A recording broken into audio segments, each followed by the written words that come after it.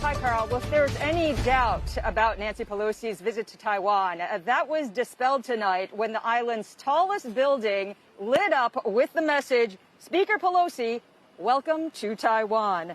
The Taiwanese Foreign Ministry says it's live streaming a welcoming ceremony, and local authorities say that the U.S. delegation is going to be accompanied with tight security tonight as well as tomorrow. Local news outlets say that Pelosi, while in Taipei, will visit Taiwan's parliament, lunch with President Tsai Ing-wen, and discuss human rights with activists, including those who came from Hong Kong. Meanwhile, Beijing, which claims Taiwan as its own and sees Pelosi's visit as a challenge to Chinese national sovereignty, had said earlier that the U.S. would pay the price if Pelosi visits. Ahead of the visit, China's foreign minister also weighed in, condemning the U.S. approach on Taiwan, calling it deplorable.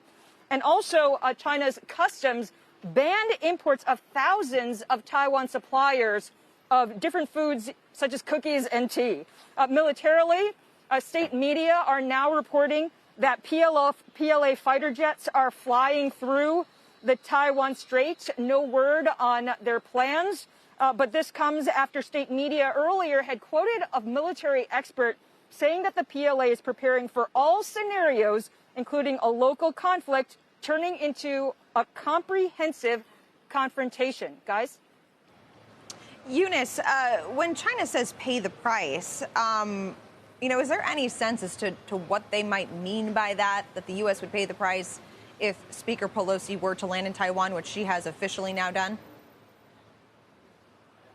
Well, it's very unclear at this point, and usually that's the way the Chinese government likes it. So on the one hand, we often see political pressure, could be diplomatic pressure, where we're already seeing Wang Yi making some verbal noise.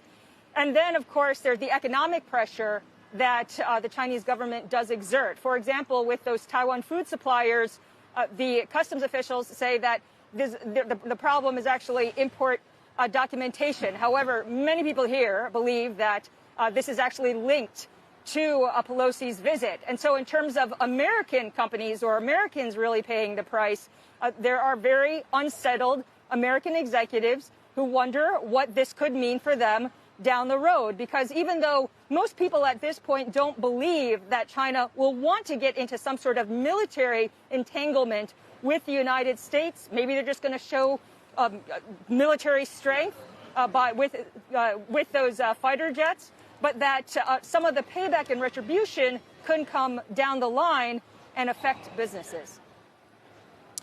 Eunice, the street's been keeping track of the U.S. senators that have traveled to Taiwan in just the last year. Cornyn, Crapo, Mike Lee, Cotton, Graham, Scott, even Democrats Menendez and Duckworth. Is it different? Do the Chinese consider it different when it is a leader like Speaker Pelosi?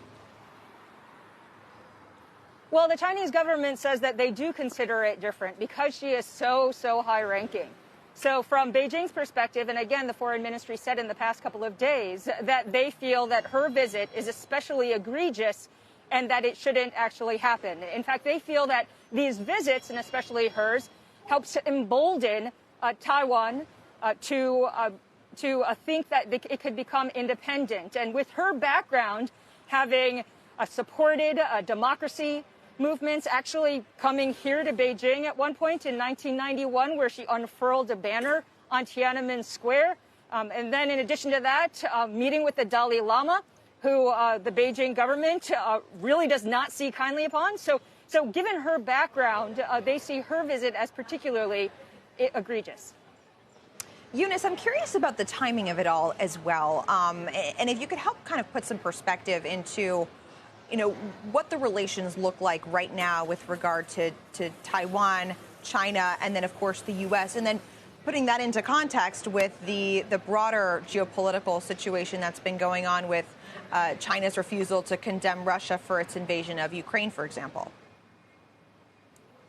Right. Well, the timing is one that a lot of business people here say is very unfortunate for them. It comes at a time when U.S. and China relations are at a low, but looked as though they are kind of moving at least incrementally in a positive direction. President Xi and President Biden had that phone call just in recent days. So people had hoped that maybe we were kind of looking on a more optimistic trend.